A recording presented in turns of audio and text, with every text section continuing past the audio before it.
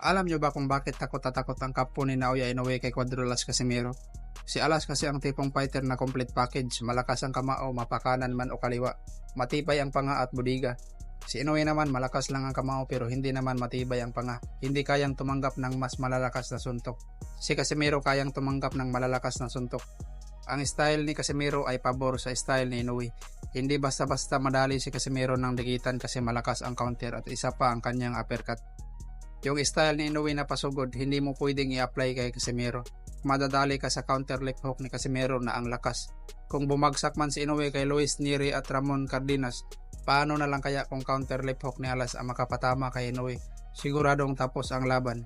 Kaya iniiwas talaga ng promoter ni Inoue si Alas. Alam nilang di kakayanin ni Inoue ang lakas ni Casimero.